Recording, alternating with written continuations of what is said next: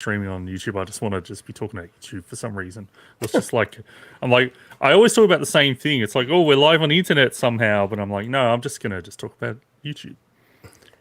Yeah, well, I think we've got to consolidate soon to like either YouTube or Twitch, and I think we should probably just consolidate to YouTube. Well, it makes sense because that's where we put up the live streaming as We're well. We're not really like Twitch people as well. Let's be real. Yeah, we're too old. We're too old for that shit. There's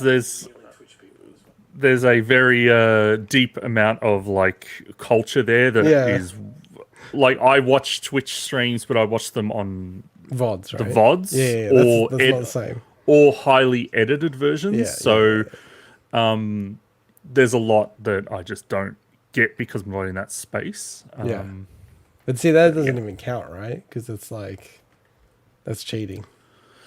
No, but as in, like, there's some elements of Twitch that you will get via, like, osmosis through that, but not the whole picture. You know what I mean? It's, like the vibe of it. I get you. Yeah. It's a marker of our age, I think. Yeah. Anyway, we're ready to go. We're all good. All right. So we'll start in 3, 2, 1... Welcome to the Big Week in Gaming podcast, and what do you know? It's been a big week in gaming. I'm Swinny for episode 101 on this Sunday, the 23rd of October, 2022.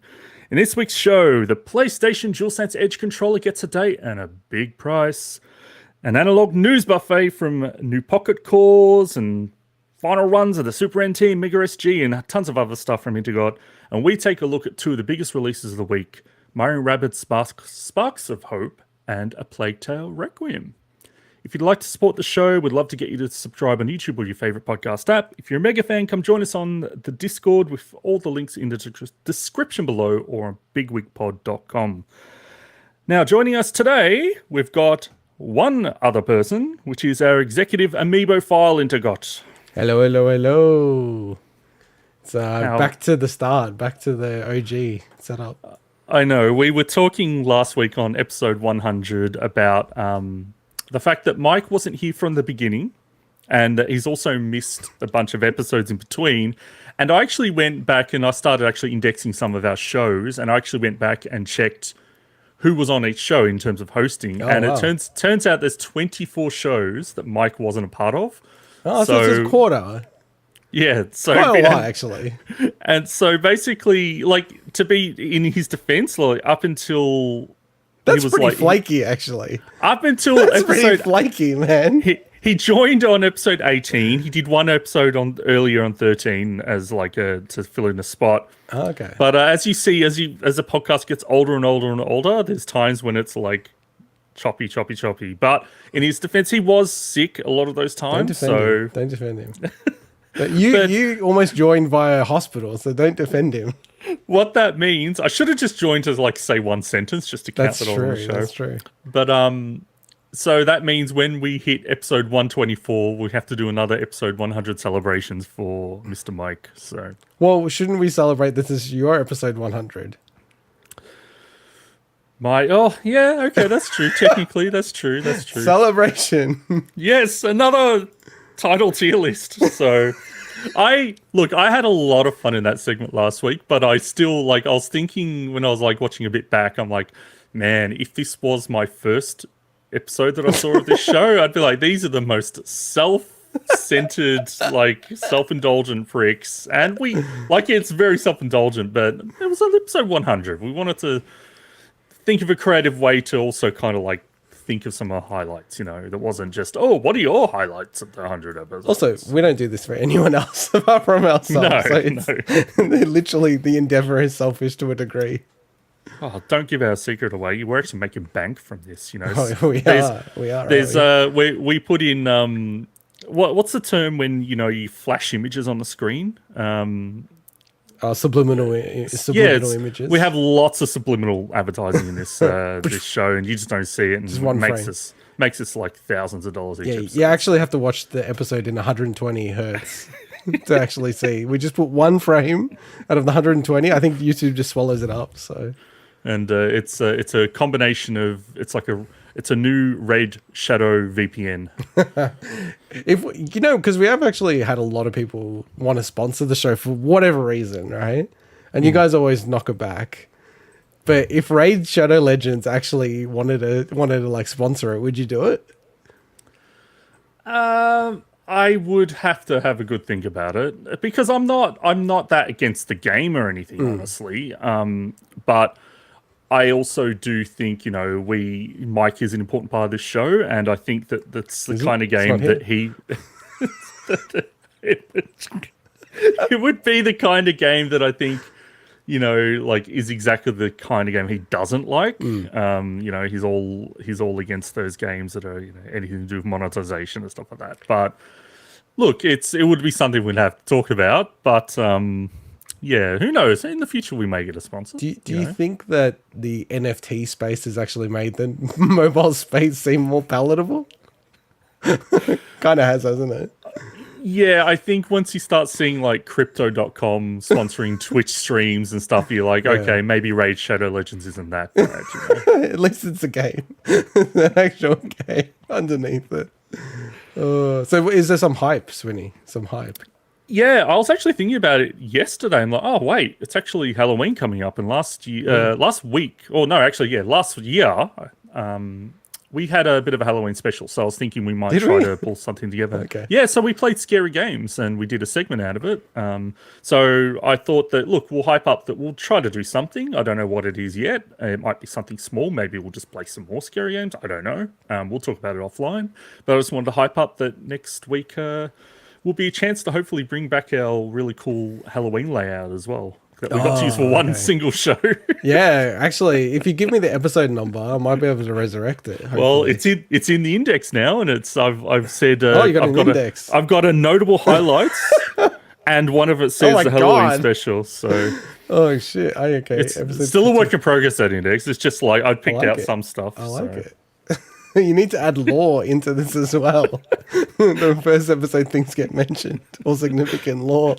So I was thinking, should I add a column in this index that says whenever I mention a Kemco game on that episode, and timestamp it? But then I thought to myself, look, I've already done that little Kemco like joke video. I have no reason to go back to any time I mentioned Kemco. I've already done that before, and that was painful. That's true. And hey, like our 100th episode last week, it was pretty cool. Very self-indulgent, as we were saying before the show started. Or did we say that during the show now? I can't remember. Said it both shows. Okay, said it both. But there was something cool that happened in our Discord, Swinny. Yeah, we had one of the biggest fans of the show. I've never known how to say it. Mitza, I think that's what we landed on. That's what we landed on. Yeah. They are awesome, and they created some art for us. Our first art for the show that we didn't make ourselves. So, and it's absolutely awesome. I think it nailed all of us. I know. It's my kids recognized me in the image. I don't know what that says about me, but I think also it was like Uncle Swinny. I think the expression that Mike has is just classic in here. So thank you so much. It is really, really cool. And I'm sure we'll find a way to bring it back onto the show. That's true. We should. And it does capture Mike's essence of not being prepared, no headphones, kind of fading off in the background.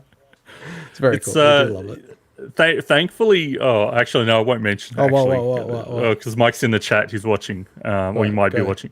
I was going to say it doesn't have him like during his what is it? The Instagram filter, Snapchat filter phase where it was like phase. Changing everything. Don't remind him of that, man. No, that's all I was thinking, man. I should have brought it up. Damn it. I know. What are you doing, man? Are you crazy? Hey, if you're gonna bring back that stuff, any episode would be a Halloween episode. So. That's true. Yes, it saves you money on props. Yeah, Mike really smashed that into the ground really aggressively. I like it. It was so bad, and we said to Mike, off the show, it's like, certain reasons, like just make sure you check the filters before you turn them on live on the show for various reasons, right? And then after that chat, there's been no Snapchat filters. It was like so ADHD. It was just like filter every few minutes. Mike's got his eyes in the chat, so that's funny. Yeah, definitely will expect the return of that. And Next week, I've got a pseudo question.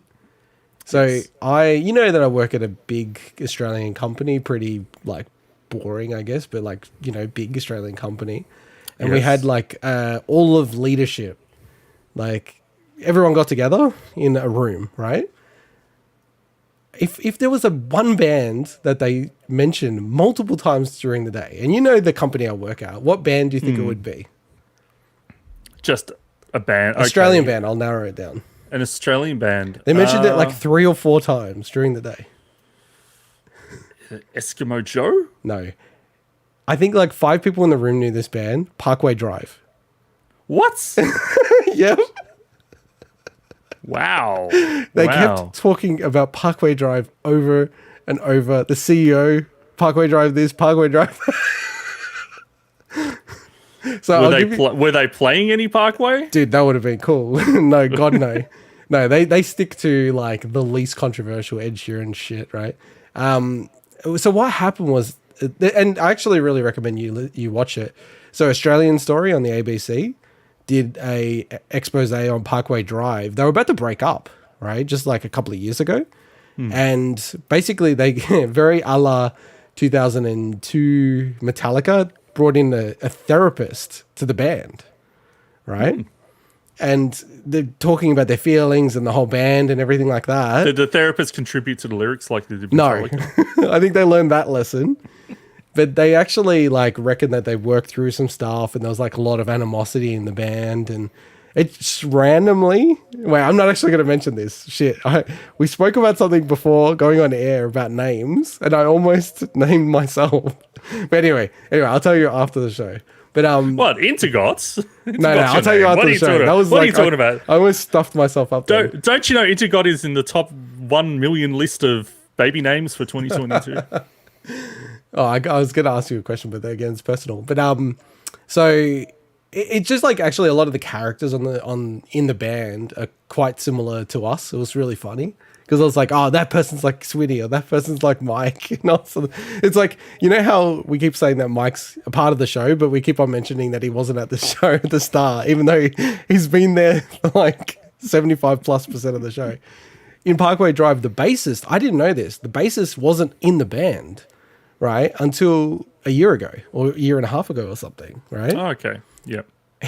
So the band started, then 3 years after they started, so this was about 17 years ago, he came into the band because they were missing the second bassist, so they needed a new bassist.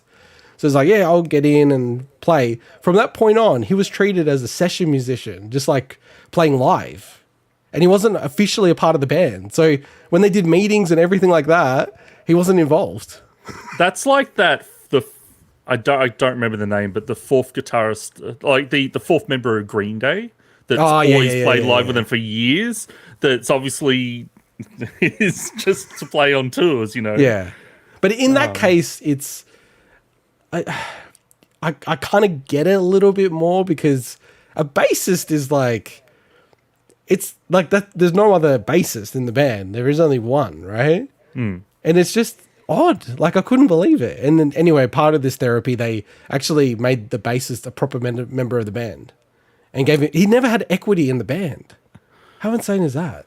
So anyway, like in this day, they kept on talking all the stuff about the Australian Story and how it's like related to what we're doing. And I was like, this is so, felt like I was in the Twilight Zone. And the guy on stage was like, they're called Parkway Play or Parkway. And I'm screaming out, Parkway Drive. And it's like the head of the private bank is like, oh yeah, this guy's saying Parkway Drive. He knows what it is. That's funny. See, in my workplace, which is a big company, but is not different vibe. Yeah. Very different vibe. Yeah, different like vibe. we could play Parkway if we wanted. That's to. true. Like, it's such a different vibe. It's man. like Such almost cool vibe. to do that, right? Yeah.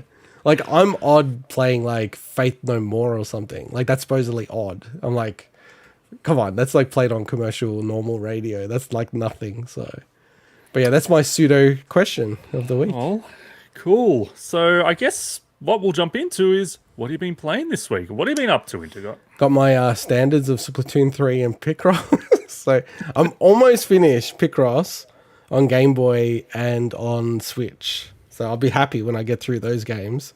It's like never ending. Splatoon 3, man, I gotta go. That game's like a 10 out of 10 for me. I love that game so much. I can't wait till they have DLC for that game. It's just like the online is freaking annoying. It's not as bad as when they launched, but it's still pretty bad, and it's easily fixed. But I don't know why they just can't get their shit together. But even with that, it's so cool. Like the new salmon run mode is just like, it's awesome. Like I could play just that. It's so fun. And then, like the regular battles and everything like that. It's just really, really cool game, man. It's freaking awesome. I love it. So, obviously, Elden Ring is the big boy for this year for a lot of people. In your personal, in the running for your personal game of the year, does Splatoon 3 have a good chance? Well, hold that thought. Hold that thought. A little bit of intrigue, a little bit of hype, Swinny. Hold that thought. Very interesting thought you have. How long am I holding it? 3 more games to go. And we'll talk. Okay. You know where I'm leaning on this. Also been playing Persona 5 Royal on PC and then Cloud as well. That's a hell of a game to start for a week. Well, I just wanted to get a sense of it, right?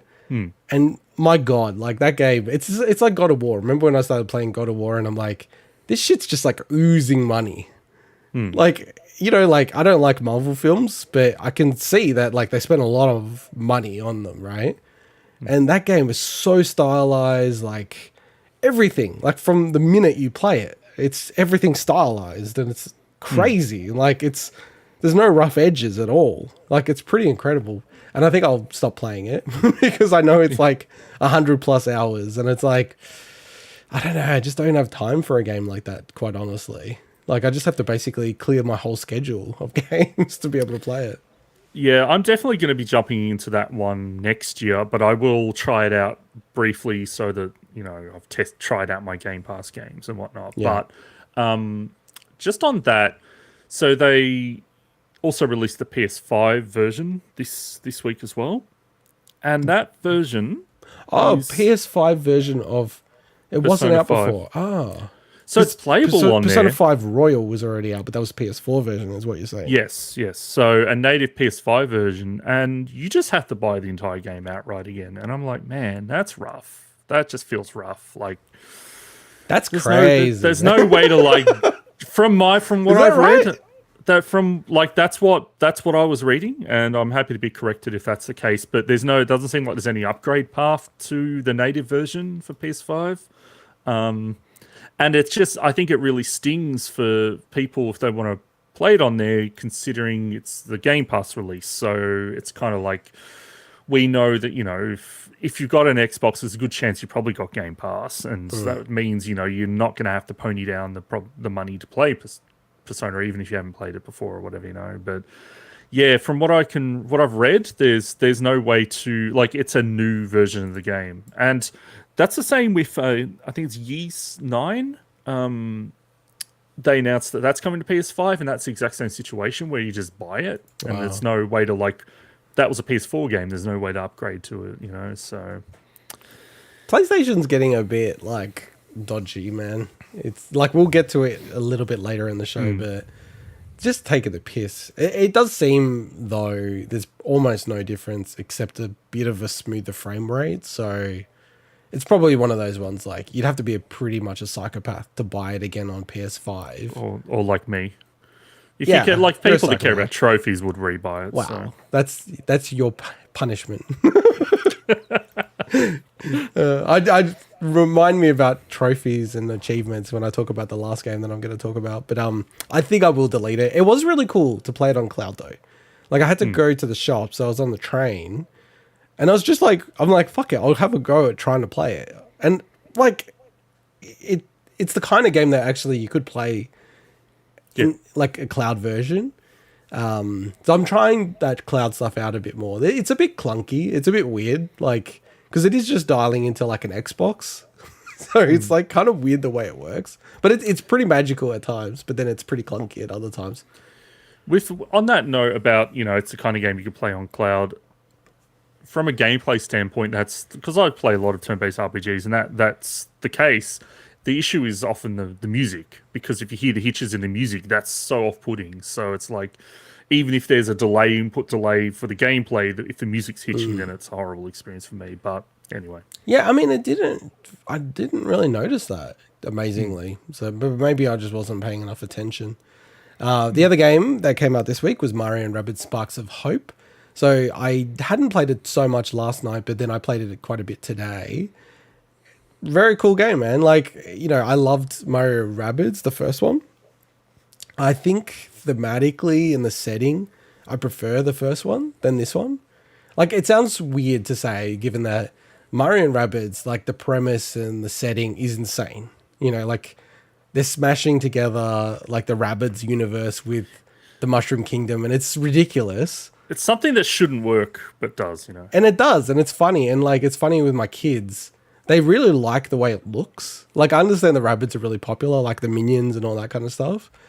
But there's something about it, just like that they look goofy and stupid, that kids love.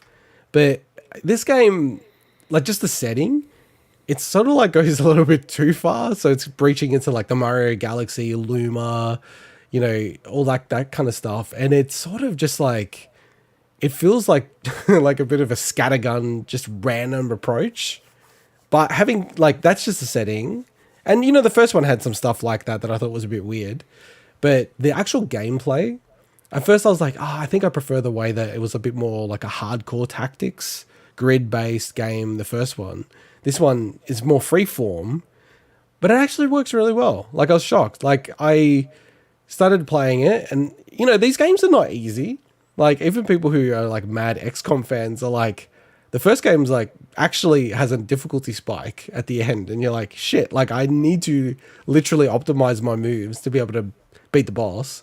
And I think they've made this one slightly easier, but I'm kind of more into that and just plowing through it and really, really enjoy it. So I definitely would say if people enjoyed the first game, definitely get this game. I think if you're not sure about the games, honestly, you still like the first game is so cheap. So if you're sort of like on the fence, I just recommend just getting the first game. You can get it frequently for like 10, 15 bucks Australian. Is there any kind of, look, I know story in these games is probably pretty superfluous anyway, but is there a reason storyline wise to actually play the first game? Nah, not really. Like, okay. There is a story to it, but you could jump straight into this game. They don't really reference what happened too much in the prior game. Like, they pretty much get stuck into it, and then it's like, here's the new thing that's happening. So I think it's fine. And, like I was saying, these games are a bit weird, so I actually will try to get through this game, and then I might just sell it. Because Ubisoft, I know what they'll do. They'll have DLC and all this other kind of stuff, and a gold edition and an ultimate edition. So I might just like wait until the dust settles in the future on that, and then see what the DLC is like. So yeah, look, but like I said, if you really like the first game, highly recommend getting this one. If you're interested in the series, get the first game cheap, and then, you can like play that one through. It's an awesome game, and then play this one. Like, it makes perfect sense. And the last game, so I've been playing, and I've clocked now, is Tunic. Nice. And I also played a bit of the cloud version to get through a couple of like housekeeping items, and that was really cool. Like, it worked really well. I was like kind of shocked because it's crazy combat, like not Dark Souls levels, but it's more like that than a Zelda game. And this game, man, talking about game of the year, I'm almost like thinking this might be slotted above Elden Ring at the moment in my head. Like, this game, I was talking to my wife about it. This game demands a lot from you, and it's kind of uncompromising in that way. And I do fully understand why you guys don't like it. I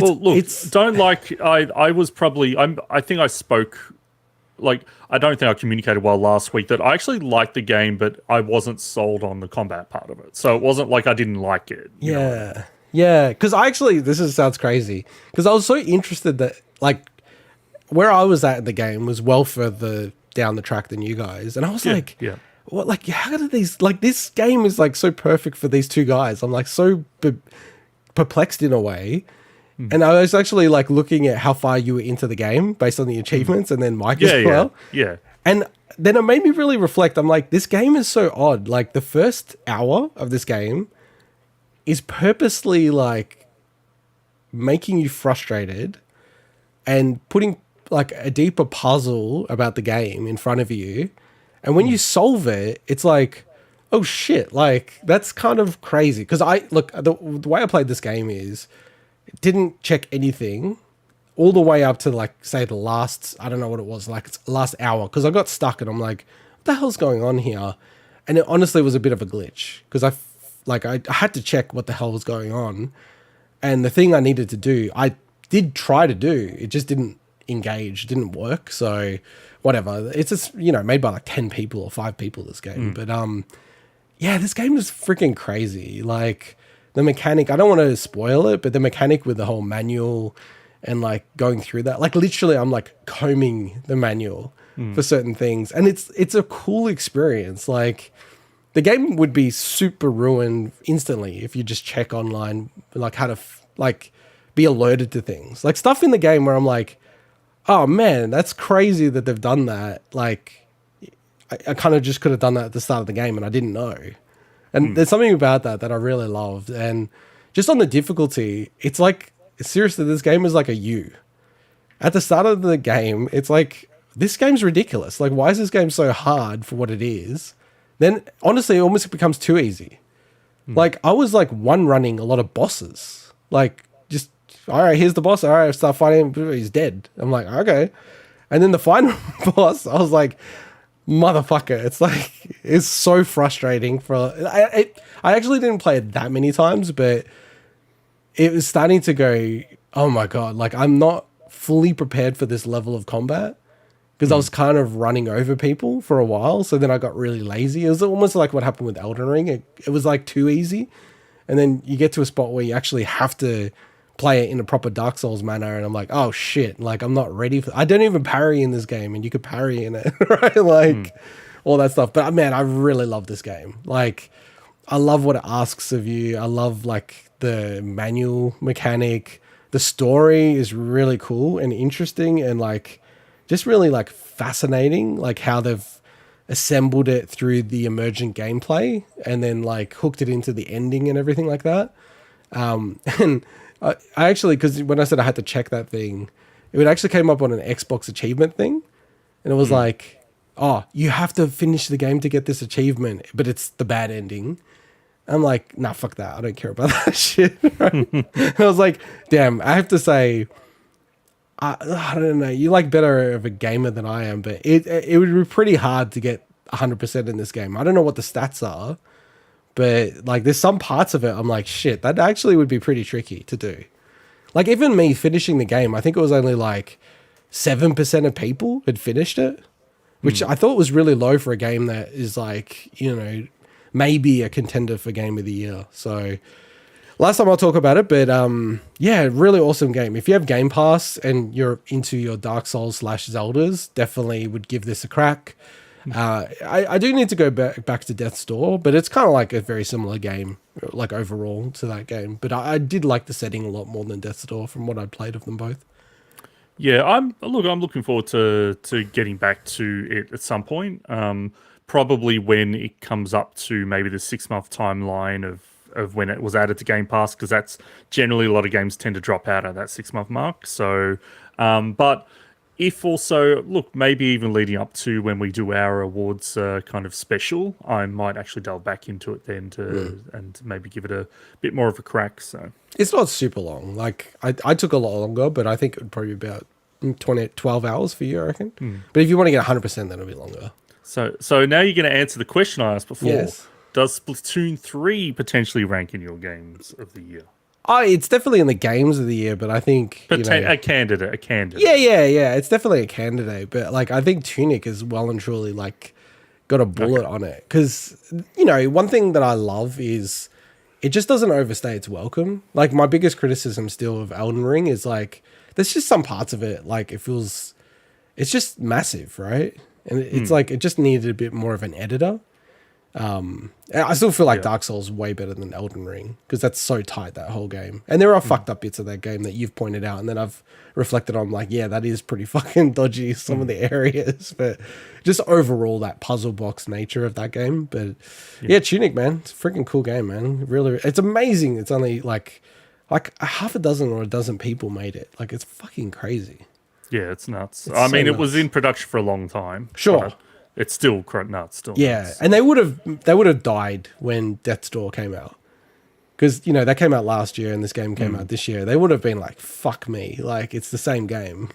The thing is though that Tunic had the hype. Like Tunic was the That's game true. that at E3 and Xbox and they showed it off and stuff. And whereas Death's Door was always like, oh, that's the game that is kind of like Tunic, but it's not like Tunic was the one that I think people were waiting for, and that's why it was so surprised me that it almost like came out of the release actually came out of nowhere when people were waiting for so long. So, Yeah, no, true. but I think it will. I definitely think it will get recognized by a lot of outlets when it comes Game of the Year time. So. I think, like, having now played it, I think it's not a lock, but it should be ahead of Stray. Having played both, it's going to kind of piss me off if Stray's in the 6 and Tunic's not. Like, that's bullshit if that's the case. I can accept if it's Stray and Tunic, but fuck, if Stray gets ahead of Tunic, which I think may happen because more people played Stray, and, games people, they're cat people. So there's always that factor. I think you've said that on the show like 10 times. Yeah. It's part of the law. It's part of the law. And I've never questioned it. I'm like, okay, I'll just let you say It feels true. It feels true, doesn't it? it feels true. Oh, man. But what have you been playing? Look, a bunch of stuff, but I'll just mention I actually got a very special delivery of a game-related item this week that I will reveal next week because Mike's not on the show and I think I really want him to be here to show it off. But I did also get something a couple of weeks ago I forgot to mention. I got myself a SN30 Pro, the 8-bit DO SNES controller with the analogs and the things on the top, as in like the more like triggery stuff. And I've yet to actually try it out. Oh, okay. I was going to say, what do you think of it? Now that I know you're interested in what I think about it, I might try that for next week. But I've got the normal 8-bit DO that's just like a SNES controller, but it's wireless. But I thought, you know what, I saw it was on cheap, so I grabbed it so I can, maybe play a bit more fancy stuff via emulation in the future as well. So. But in terms of games I've been playing, so I've played a bunch more of Tiny Tina's Wonderlands. So last week I mentioned that, as a big Borderlands fan and someone who was eagerly anticipating this game and just held off so that, it got its title updates and DLC and I got it for a good price as well, that it wasn't really doing it for me. It was kind of like, it's a good game and I like some of the changes they made to the formula, but I wasn't having a lot of fun. It's definitely gotten better for me as I've gotten further into it. I think some of the early quests and the writing just didn't gel well with me. It felt like they took the feedback from Borderlands 3, which was the game was too over the top and went a bit too far in the ridiculous humor. And I think they scaled it back too far. It's like they overcorrected. To the point where the dialogues, just the jokes aren't. It's almost like playing it even safer, the safest I've ever played. But it has gotten better. So some of the quests I've done have been quite funny. And, there's one quest I'd love to talk about, but it's a bit of a spoiler for a fairly new game, so I won't. But there's some really cool fourth wall breaking stuff in it. But in saying that, I'm still not sold on the game as a whole yet. I'm still pretty early, but I think it's the kind of like I used to be able to play Borderlands games for hours at a time and not get bored and just love the flow and the cycle of everything. And I'm finding that after like 40 minutes of playing this game each time, I'm like ready. I just put it down and go do something else. Oh, really? Wow. Yeah, compared to in a game that I would get hooked on in the past. Yeah. Even Borderlands 3. I actually really liked Borderlands 3 as much as it had its faults. So, yeah, again, like I said last week, I'll see where I land when I actually finish it. It'll probably take me a couple more weeks to finish it because, again, I'm not having long sessions of it. It's just something about it's not clicking. But they did make some cool changes to the Borderlands formula. So, well, it sounds like it's going to be a series, right? Because they're talking about it as a franchise, which is kind of wild to me, but it's done well critically and sales-wise, commercially. Yeah, and I think that, like, to me, there's still hope that that style of a Borderlands game could work for me. I just think that it needs a more interesting premise and characters. And I mean, I didn't realize that one of the main party members that talks to you is voiced by Andy Samberg, the Lonely Island guy and all that. And it's the most boring character. I'm like, you've got this like pretty high level Hollywood celeb doing this voice, and it's a super boring character, and I just couldn't gel with him, so it was a bit weird. But now the game I put the most time into, but I won't talk that much to this week, is Thymesia. So this is a game that Mike also picked up this week. We've both been wanting to play it for a while since it came out in August. It's an indie Souls-like, but I'll kind of talk a little bit how it's kind of more like a Sekiro-like, to be honest. But basically, this game is published by Team 17. I think it's from Overborder Studio. I'm not sure what games have done in the past or if it's their first game. But this game had quite a bit of buzz in the Souls community when it came out, but not so much outside of that. And I remember watching some, Lobos Jr. and some top Souls content creators playing it and thinking, this game actually looks really cool. It looks like, for an indie game, it has a really nice visual style. Technically, it's actually quite good. But I knew that the game was a bit smaller in scope than your average Souls-likes. Like, it has like a level-based mission structure. So it's kind of like, from a budget standpoint, it is a smaller scale game. But the reason why it's like a Sekiro-like is because the combat is much closer to Sekiro than it is a Dark Souls, in a sense that you don't have stamina, that when you're dealing damage to enemies, you're dealing like this green damage, like a scratch damage that will replenish unless you hit it with another type of damage to break it away. And then once you get down to a certain point, it then triggers like the death blows from Sekiro. And things like, it's all about deflecting as well, like Sekiro.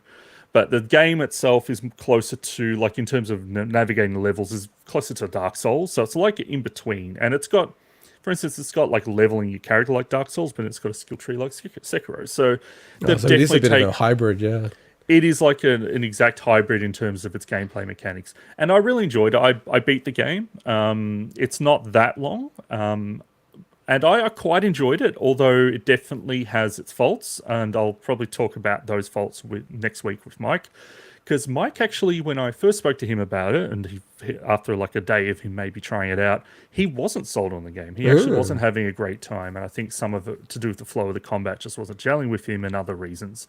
So I'm looking forward to hearing his take on that, considering I actually did end up quite liking the game. So. Don't think it's crazy that, because like with the Sekiro combat, was there another game that did that combat before Sekiro? I mean, Sekiro is not... distinctly? It's not too far off from more traditional character action games than a Souls game. But look, I'm sure there is an example. I can't think of. There's probably like a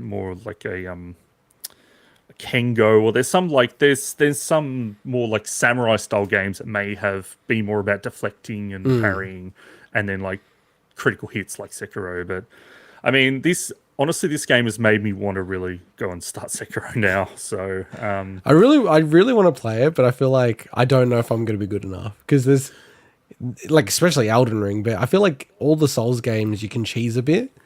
Yeah. Like, whereas Sekiro, from everything I hear, there's no cheesing. It, like, some people are like, oh, it's probably the hardest one because it's less of that bullshit. Maybe Bloodborne as well, I think. So I don't know. You're the Bloodborne expert. Yeah, well, and I also know a damn lot about Sekiro for someone who's never played Sekiro as well. So I love it. But so when I go to play Sekiro, I will have the benefit of actually knowing a lot about the game. So, but look, I'm actually more confident to play Sekiro now, considering I got comfortable with the whole deflecting style gameplay with Thymesia. A couple of other games I just wanted to talk about. So I played Actually, let me set the stage a bit. So maybe a couple of months back, around QuakeCon time, Bethesda actually added a whole bunch of their classic games into Game Pass, specifically PC Game Pass, including some more obscure Elder Scrolls games. So the Elder Scrolls Adventures Redguard and Elder Scrolls Legend Battlespire. Now, have I got the right B-roll? Because that is Redguard. That is Redguard. Have I got the right thing? Surely you're not playing this game. That is Redguard. And let me just say, I was familiar with these games the concept of them and gameplay and stuff from watching videos on YouTube a while back about retrospective of the series. But I was like, okay, you know what, I'm going to go and try and play. I played Redguard, the first one, the one that's on the screen at the moment, and it's very tough. Very tough to play this game in day and age. Like, this game came out in 98. So when you think about the games that came out in 98, there's a lot of good games that still hold up. I don't think this game is one of them.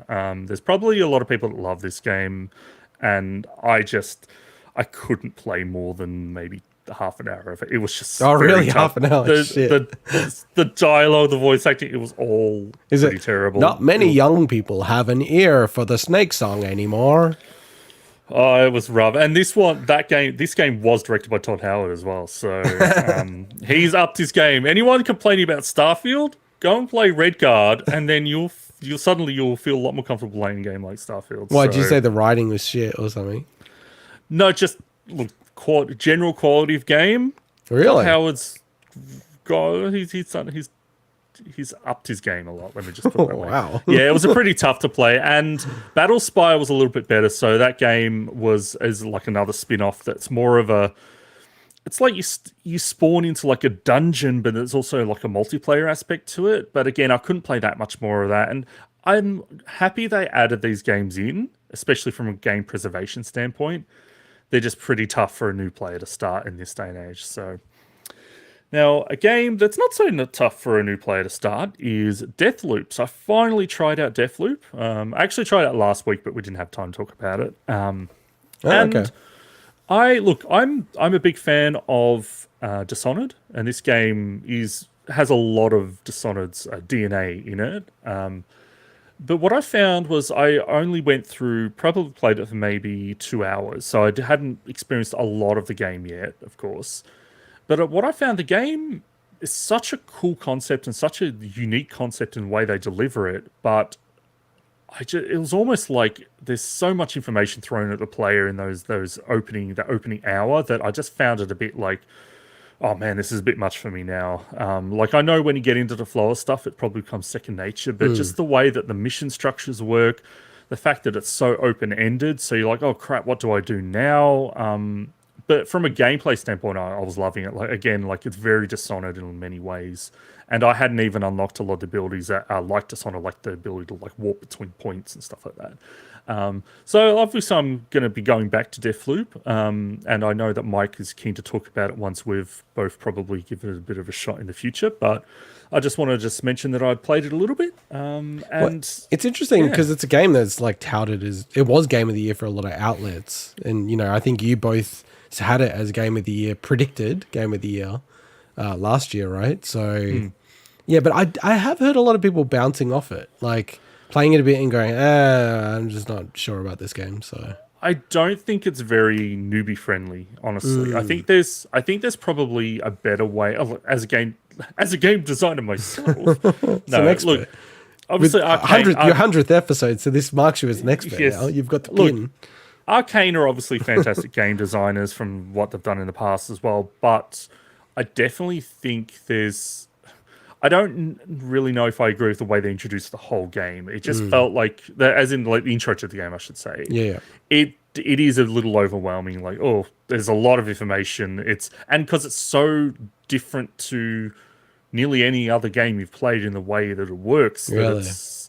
You're not only getting used to that fact, but then you're having to learn about all like the UI and the systems and stuff. There's a lot going on, but demands a lot of the player. Demands a lot of the player. To introduce the world to them, it does, yeah. But okay. I'll definitely go back to it. The last game I'll talk about is a new release game this week. Another Game Pass edition, which is A Plague Tale Requiem. So this is the sequel to A Plague Tale Innocence. That, if you didn't know, I should say. And it's from, I can never remember if it's a Sobi or a Sobo. I think it's a Sobi. Anyway, it's from the... Isn't one of them like the Japanese... One of them's the Astrobot people. Yeah. And one of them's the Plague Tale people. I think that's a Sobo, isn't it? Yeah. So now they also worked on, this developer also worked on Flight Simulator as well. So it's such a weird kind of mix between the the two styles. But look, I really enjoyed what I played of the first Plague Tale game. But I mentioned it last week where I didn't know how much I was going to play this because I never finished the first one. So I took a chance because I have to also try out every Game Pass game as part of my ridiculous resolution that I made. So I probably played through the first couple of chapters in this game, and look, it's really fun. It's very similar to Innocence Yeah, it looks in its real gameplay. fun. Kids are dying and shit. No, it's fun in terms of like to play. Yeah, I'm kidding. It's a Sobo, by the way. It's a Sobo. The tone is obviously very morbid in places, but it's and look, it plays very similarly. I hate that word so much, but I know they've made improvements to the combat, and there are things they've done, and obviously a lot of the stuff I haven't seen is probably going to be new gameplay elements as well. But look, it's really, really cool. It's an absolutely gorgeous game. I was playing on Series X, and there's been a lot of hullabaloo this week about this game, and last week we talked about Gotham Knights as well in terms of performance. So first of all, I just want to actually say, look, last week the way that we talked about Gotham Knights, and I still agree, hey, 30 frames a second on the current generation consoles is ridiculous. But I'm going to sound like an incredible hypocrite now with what I talk about with this game. This game on Series X, at least on with my setup, doesn't run at 30. It runs close to look. I don't know the exact amount, but it's like a 40 or 45. It's higher than 30, right? It's It's smoother than 30 for me. It's not weirdly in cutscenes. It seems like it's running at 60 and stuff like that. But performance-wise, it actually works 100% fine. Like when I'm playing the game, and I think it's because of the style of game it is. There's action in it, but it feels smoother than it's weird. That's what I'm saying. It's not 30. It feels smooth enough to the point where I'm like, this is fine. But I think a lot of people are obviously complaining about it online, and I understand that. And as I said, I complained last week about Gotham Knights, and I've never played that game either, so I can't judge that by hand. But it did feel smoother. But it is an interesting discussion in general about this generation, because we're going to start seeing it more and more where there's games that don't have a 60 frames. And there's a lot of discussion around the Series S with this as well, where there's, some developers saying because of the requirements to release it on the Series S, to be able to put it on Xbox at all, it's holding us back. There's a lot of discussion around that. I almost put that as a segment this week because there was enough talking points about it. So. Yeah, we might as well talk about it now, but it is an interesting thing, because I have heard some countervailing views, which are interesting, because some of the criticism that people have had, it's like, Halo Infinite shit because they were targeting Series S and rah. But it's like, well, hang on, it was released on the Xbox One toaster VHS one, right? So, don't worry about the Series S in that case. But it is true, if you're trying to target cross-platform next gen, which is like current gen, but it still feels like next gen because next gen games aren't coming out. It is a bit of an albatross around the neck of next gen in a way, right? And I think it will force some companies, or it has maybe, to say, you know what, fuck Xbox. Like, this is going to be I think you've got to be careful, Microsoft, to monitor the situation, because I do think some smaller, the AA publishers and studios, not that there's really such a thing, but I think some of them might just go, you know what, let's just target PS5, make a AA next gen game, because targeting Xbox, like you said, you have to have Series S, and that's like what is it? It's kind of like a souped up Xbox One X. The Series souped up One X, but actually has some more limitations than the One X in a weird way. Yeah, and it's got hardcore GPU issues, right? So I don't know, man. I can see a world where they might just say that some games are. I don't know. What are your thoughts, just quickly, on it? Do you think there's a situation where they'll say it's only going to be Series X, a certain game? Yes, and I think the way they will get around that is by in those situations they'll make the game streamy on Series S, because it's still available, but it will be a cloud version. I think that's the way they'll get around it. Microsoft's pretty dodgy. I think you're probably later right. in the generation, because that's also how they will continue to say that you can play some of their first party stuff on Xbox One. Hey, because you can stream. Yeah, they have said that, haven't they? Yeah. And technically you can play it. Look, it's a loophole, but you technically can play it. But then you could also play it on your phone, you know. That's true. That's true. But So, look, so yeah, go back to Requiem. Is it a Game of the Year contender? I haven't played enough of it to say that. I think it will be in contention for some people. I don't know if it's going to be like a Game Awards level.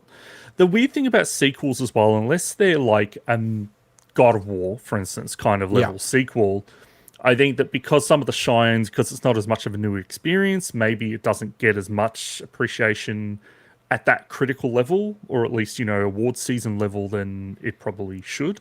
But hey, I wouldn't be surprised. Again, I've only played through the first couple of chapters. Look, the game, just like Innocence before, really, really cool, absolutely gorgeous games as well. I love the world they created in it. So Nice. cool. All right, Awesome. well, I guess we'll jump into our couple of news stories we got this week. The first being the PS5 DualSense Edge controller. So Sony have revealed the launch date and price of the PS5 Pro controller, the DualSense Edge. It will be launching on, actually I didn't double check this, 25th of Jan, I believe it is, next year with pre-orders. 26 for us. 26, yeah. With pre-orders going live this Tuesday, 25th of October. I'm not sure if the pre-orders for Australia or not. Well, I did couldn't some sense check that digging one. just quickly, and JB Hi-Fi, I don't know if many people know this, but JB Hi-Fi has like a soft landing page for it already. Cool. So I think Monday they'll probably set everything up and send the message out that pre-orders will come as well.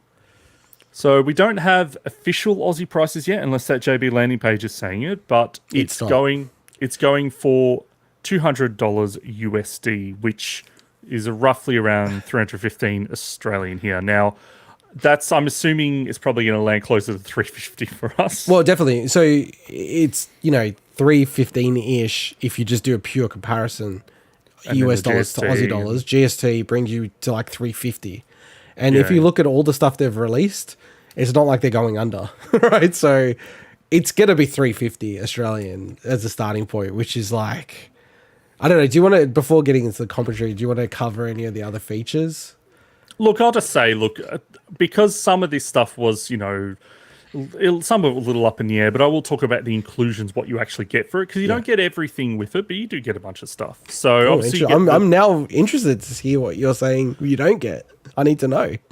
So you get the controller, of course. You get a USB braided cable. You get a bunch of the stick caps. So you get like 2 standard ones, 2 high dome ones, and 2 low dome ones. You get 2 different types of back buttons. And now, just to be clear, anyone that doesn't know the details of the features of this controller, there's only 2 back buttons on this one, unlike the Elite, which has 4. But you get 2 different types included. You get a connector housing and a carrier case. Now, what you don't get, and this is what I want to be clear, unlike the Xbox Pro controllers, which gives you a couple of different variations of the analog sticks, you pay for them separately with this one, which I think is fine, right? I get what you're saying. Yeah, so the actual, because you can change the analog stick modules, you can change them to different types, and they will cost around $20 USD each. So if you want to, I'm guessing, I don't know if that means it's a dual pack is 20, or if it's a single one is 20. I'm not sure of that. I know there's a big difference there. That's a good I know point. there's a big difference Shit, there. actually, I don't know if that's been confirmed, dude. That's a good point, man. Yeah. Fuck. So I was going off VGC's information because we pilfer all our content from them. Great website. But I was like, oh, I don't know if this means a double pack or not. Because, look, maybe you only want to change one of them, replace one of them. But generally, if you, for instance, in my series, my Elite 2 controller, like if I'm going to change to the sticks, I'll change them both, so. Yeah. But yeah, exactly. If one breaks, I'd kind of almost be inclined to replace both of them for some reason. But it's actually a really good point. I haven't seen it clarified anywhere. I'm just checking it now as well. Even the PlayStation blog just says replaceable stick modules will be available. That tells me it's probably just a single one. I think you're right. Damn it, man. Honestly, like, usually only one breaks because you're using it a lot more.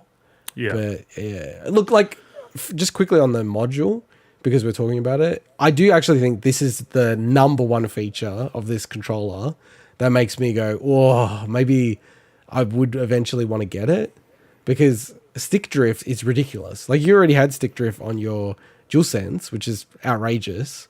So I had stick drift on my DualSense, and this week my OG Series X controller has started drifting. Yeah, and I was so pissed. I've actually been close to, I haven't told you, but I was really close to getting like an Elite controller, right? And then Mike had the issues with drift. I'm like, dude, I'm not going to spend like $250 or whatever it is in Australia on a controller that's going to break, like, and then I can't fix it, right? So the module, because that's the number one thing that's normally going to break. Then maybe the triggers are probably after that. Like, and they're hard to fix. Like other things, you could probably pull it apart and clean it up a bit, but yeah, the price, dude. You want to talk about the price?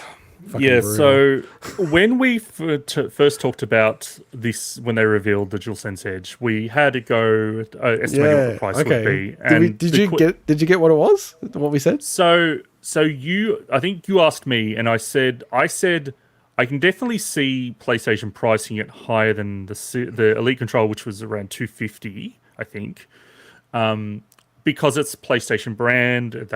They can charge it more premium or whatever. But I'm like, maybe it would be like $20 more, like, or $280, maybe $30 more. I wasn't expecting such a jump. Now, what I wasn't considering back then was that this is the DualSense controller. There's arguably more technology in this than the Xbox equivalent, simply because of the crazy haptics, everything to do with the triggers and all that stuff, right? So you could argue that, look, that technology in that premium form factor can ask a higher premium price than that, but asking $100 more is pretty wild. Pretty wild. Yeah, dude, it's brutal. It's so brutal, eh? Yeah. You better love PlayStation if you buy this controller. I don't know, like, it makes me worried about PSVR 2. I feel like PSVR 2, like, because what's the American pricing? It's like $500 I think. And then Australia, it was $750 Australian dollars, and now it's gone up to $800 Australian dollars. Are you talking about for the PS5? Oh, okay, yeah. I thought you were talking about PSVR. I'm like, wait. I just think PSVR. No, sorry, because I'm trying to work it out. Yeah. I feel like with PSVR, they're just going to straight up say, like, maybe. I feel like they're probably going to say internally, we can't make it more expensive than the PlayStation. The PlayStation 5 is $500, right? Maybe they'll do something like $450, so they can still argue it's less, right? Because I don't think they can bear that headline. And then in Australia, it will turn out to be like 750, like 800 anyway. Oh, man. Stuff's getting pretty pricey. Well, this fucking MetaQuest, the Quest 2 going up in price, PlayStation were like, thank God. And now that the Quest Pro got announced at $1,500, they would have been like dancing. Zuckerberg, we love this guy. I know that this probably didn't come into the decision making, but you know how they increased? Well, because they didn't increase the price in the US actually. No, so that, no. What I was about to say is stupid. That would have been controversial. In my head, I'm like, does that lessen the blow if the PSVR is like up there? It's like, well, then that works for us, so we're not selling it more than the console. But then in the US, they didn't increase it. Look, we know the PSVR 2 has a lot of cool stuff that the original didn't have, and there's a lot of cool things about it. But oh man, it's going to be pricey to have a full setup of that stuff. I know. This is when you know that you're not rich, right? Because I look at it, and I'm like, look, it's going to be $350 Australian dollars. $350, man. Like, you could get a Switch, right? It's crazy. And I know it will go on sale, but it's going to go on sale for like $299. Like, that's a lot of money, man, for a fucking controller. Like, when we were kids, I know we're old, but, people would go, I'm not going to buy an official Super Nintendo controller for $20. I'm going to buy a shitty Mayflash one for 15 or 10, right? Like, third-party controllers were so big back in the day. The controllers were cheap. They were dirt cheap. Like, it's fucking madness now. Like, you were right. You were on the money, man. I was just like, I think in denial. I was like, and I think also we were stuffing it up because, the Elite was based on a better conversion rate. So they're kind of anchored in Australia at that price.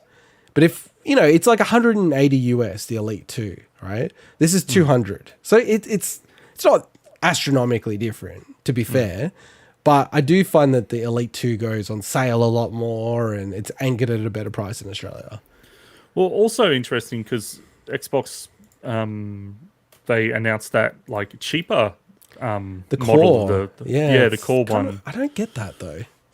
Well, I mean, it's just you're getting the same controller, you're just not getting all the features with all the attachments, But look, this still looks like a really cool controller. I'm definitely not going to be getting one. That's for 100% sure. But I bought an Xbox version of it, so that's because that's my main console that I play on all the time. So I think if you're playing your PlayStation all the time, eventually, as long as the thing holds up to wear and tear, you'll probably get your money's worth out of it. I mean, the DualSense have held up so well, so you've already had to replace yours. You bought the DualSense already. It's crazy. Yeah, look, like I think I'd get it if it was 250 Australian, right? So whatever that worked out to in American. But like fuck, man, I definitely won't get it. If it's going to be 350, I'm not getting it at 350. I'm not going to pre-order. I don't know how your kids are with your game controllers, but dude, like I'd be worried about having that controller around your kids. Well, dude, like I said to you before the show, my kids. This is why my lighting's weird today. They broke one of my ring lights, and also they bent up a bunch of my amiibo and everything in my room. Like naughty kids, bastards. Man, you wouldn't want a $350 controller around kids. Well, they've wrecked more expensive amiibo than that. Some of the amiibo I have are like $500, $600 now. Man, you're going to have to take out a general insurance policy on these bloody controllers. I know. They actually put it in their room and they go, "Oh, we did it for you." And it's all like bent up and shit. I'm like, this is awesome. It's really funny. I actually didn't get that upset. I got upset about the ring light being broken, but yeah, dude. God, this is painful. It's painful. I'm not gonna pre-order it. I was really excited about it. Can I just say, like, the DualSense is not better than the DualShock 4. DualShock 4 to be maybe the best controller of all time. Now, I'm still shitty at Sony, and Sony's getting very Apple-like, right? I'm still freaking really shitty at Sony. I don't know if you know this, Swinny, but if you were playing a PlayStation 5 game on the PlayStation 5, you cannot use the DualShock 4. I know. I damn well know. Because it's fucking bullshit. Otherwise, I'd be buying an offset stick PS4 controller to play on it. Yeah, because look, like I have one on my desk at all times, right? And I've got the back button accessory, right? I'm almost fine with that. Like I'm done, right? But they don't allow you to do that. You can only play PlayStation 4 games with the DualShock 4. They should change that. That's bullshit, man. So I actually, that's a comment I've seen on a bunch of people like on Reddit and stuff about this when they revealed the price. People like, I just want a back button controller for my existing DualSense, right? It wouldn't surprise me if in a couple of years, once Sony's kind of gotten as much as they can out of the DualSense Edge, that they do that. It wouldn't put it past them. And to be honest, it makes business sense. It makes business sense to do that. So people buy that, and then the laggards get the attachment if they want it. But it's pretty skeezy, right? It's pretty dodgy. Like, because there's no reason why they shouldn't allow you to use a DualShock 4. There is no reason. Like, they can't argue that. Like, it's actually something that they like. This is why I hate games like mainstream games media, because they don't hold them to account for this bullshit. Like, they should be blasting them every single time for this kind of consumer practice crap, right? Now I'm like worked up about it. Now I'm gonna boycott it. I'm turning into Mike. See, unlike Mike, you are a man of principle. Yeah, true, but that's why I don't boycott many things. Apart from I don't think Mike's still listening, so I can say that. Whoever Saudi Arabia, however they take over, hopefully it's not. How would it work if they bought Ubisoft and I'm playing Sparks of Hope? Would I have to just stop playing? I've already bought it. Well, it's too late. You'd probably beaten it by the time that comes to fruition. True. Good point. But yeah, I hadn't seen the locking mechanism for the braided cable before. I think that's new news. I don't think that was a part of the original announcement. That's really cool because, like, just like this, you can see I use things in a fixed manner, right? So for me, again, that's a really cool feature. Like, the features are really sick for this controller. It's just too expensive. Maybe if it's $250, I'll buy it. We'll see how I go. Maybe the money you make from trading Sparks of Hope back or whatever, you can use that as credit towards this, and then you pretend it's 250 Australian. I've got 2 copies of Sparks of Hope. So why do you have 2 copies of Sparks because of Hope? I went to JB to pick it up, right? I had a long day at work. I got there, and I'm like, all right, I'm going to buy this and play it a bit for the show. Because normally I don't buy these games new outside of the show, right? So I go to JB to pick it up, right? And they're like, oh, Bayonetta's out. I'm like, no. Because I ordered Bayonetta 3 and Sparks of Hope on the same order. And this lady was super excited. Bayonetta's out. Oh my God. We'll talk about that later in the show. Because I actually asked her about the whole VA issue. Anyway, and she's like, oh, that's interesting. I don't remember seeing it. So she's looking for it. And they're like, it's not here. I'm like, what do you mean? It's coming out today. And they're like, oh, they might have stuffed up the delivery guys because all the games come in on a Friday. And they're like, oh, I guess it's going to come tomorrow. I'm like, what the fuck, guys? Like, what do you mean? This is bullshit. And she goes, look, don't worry. Like, if you go somewhere else and buy it, we'll cancel this. I'm like, sweet. All right, cool. So the EB games is like pretty much opposite the JB. Go to EB, they have it, match the price, boom. Go back to JB, I go, hey, I already got it. Here you go. Like, can I cancel it? And the guy goes, because it's a different guy. You know, you always get those situations. He's like, oh, where's the game? I go, no. This is the problem. You don't have the game. That's why I'm like canceling it. And he goes, oh, okay. He checks it. No, you can't cancel it until the game comes. I'm like, wait, what do you mean? Right? He's like, yeah, you have to wait till the game arrives. I'm like, what happens if the game doesn't arrive? Like, I've literally had that happen at JB where like something never arrived. And he goes, oh, really? Oh, okay. Yeah, I don't know what you do. Like, what the fuck? And I haven't been back to the store. So I've got like the JB one that I've fully paid for. And I've got the one that I'm playing from EB right now. So fucking hell, JB, get your shit together. I don't trust them when it comes to day one stuff. They've fucked me over 3 times now. That's my little rant, Swinny. No worries. Now, we have one other story, and Integot, I think you're going to take this one away because it's about Analogue. Yay. So there's a whole bunch of Analogue news. I'll start with the one that you'd be really excited about, that they announced. So you know how they have Analogue Day every October 16th? Yes. And I get hyped about it. They've done a very good thing. I think they're like realized they're a little bit behind. They still are not like got all the analog pockets in everyone's hands yet. They announced the Analog Duo that's you still can't order it. So that was 2 years ago now. And I think they just were like, okay, we're just gonna announce and talk about stuff that we've already done. Right? Or that's coming. So there's a couple of announcements that are pretty critical. Number one is I believe you should be getting your Analog Pocket this year. Not in 2023. I'll get excited when I see it. Have you received anything from them via email? No. Really? Oh shit, that's so interesting. So they said the vast majority of so everyone in the stage 2 are going to get it. Like they're getting it now. And then in stage 3, I think they said 95% are going to be delivered this year. Well, I'm probably part of that 5%. Maybe. But look, I think you'll be getting yours very shortly. And it won't be, cool. Because initially we were talking about 2023, like a year from now. It sounds like it's going to be more like months for you. So that's really cool news. Cool. The other thing is that the Analog Super NT and Mega SG, so these are the, FPGA clone / hardware emulator, whatever you want to say, I don't really care. SNES and Mega Drive / Genesis, they are doing a final run of them. So they're going to have an open pre-order. If you want these systems, you can order it, and they're never going to make them again, right? And people are I want to get your take on it, man. People are getting fired up about this shit. This is bullshit that they're doing this. Well, look, people get fired up about bloody anything these days. We know that. I think it does seem a little odd, unless they're planning on some kind of new version in that space that's handling the same kind of stuff.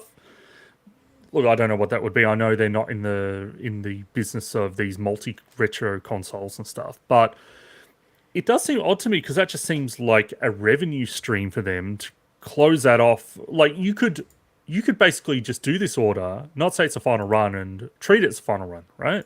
But to announce it as a final run, now obviously they want the whole FOMO element, but these things sell out anyway, so you don't need the FOMO to sell them. So I think it's going to be more like an open pre-order. I probably should double check that, but look, say I come from a different angle. I'm like, because I've made something doesn't mean that I am now at the mercy of the world to make that thing forever, right? It actually really, and it's a really weird example I'm going to say, but it really reminds me of something like bands like Metallica changing their style, making different music, and people going, no, you should be making thrash metal because you're the best thrash metal band that's ever existed, which is true in my world, right?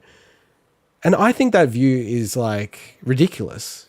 It's like they are an entity that can do whatever they want. And I can also go, I don't like their music right anymore. Or then like the newer stuff's not too bad, but like they don't owe anyone anything. And look, honestly, like I'm really shocked at people's reaction with this. Like, because people are like, this is like the best way to play SNES cartridges, Genesis, Mega Drive cartridges in the most authentic way, kind of, that you can, sustainably.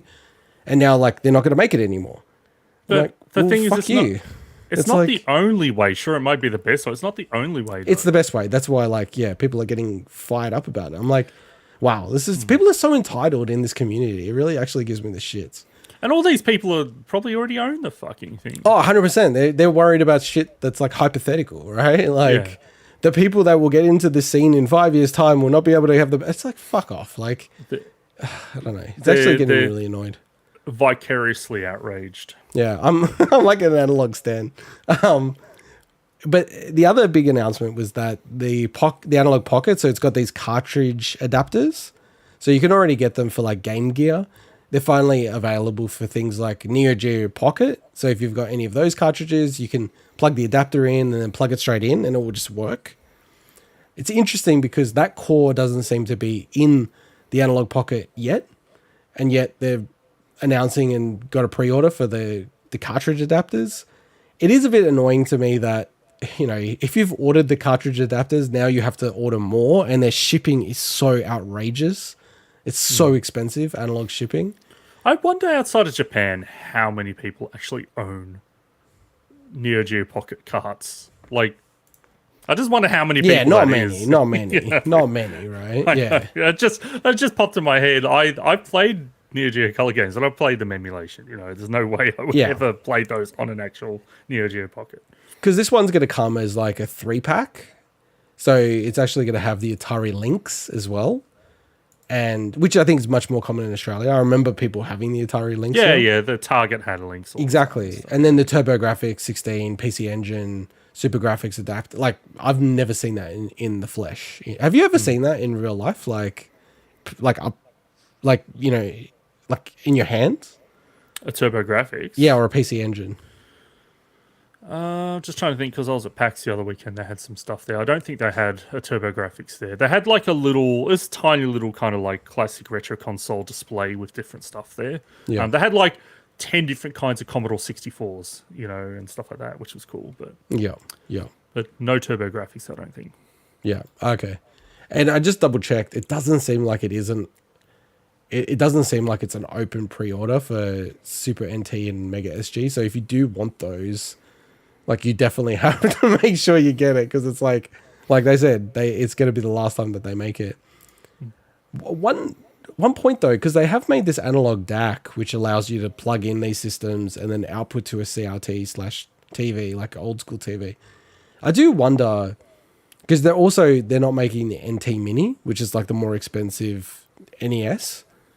I kind of do wonder if they are actually going to make like a multi-platform system console, which I think you'd be kind of annoyed about, because you might be like, oh, maybe I'd want that, but then you don't have the cartridges, so no, I've got like 4 NES cartridges. I've got no other. The only cartridges I have, like Super Nintendo 64 And but they Super won't have Nintendo. that. They won't have that. Yeah. So, yeah. So I do think that might be a possibility. The other weird one was, and I thought it was so funny at the start, and then I'm like, is it as crazy as I actually think it is? Someone was like, oh, are they just going to release like a Super Nintendo cartridge adapter for the Pocket?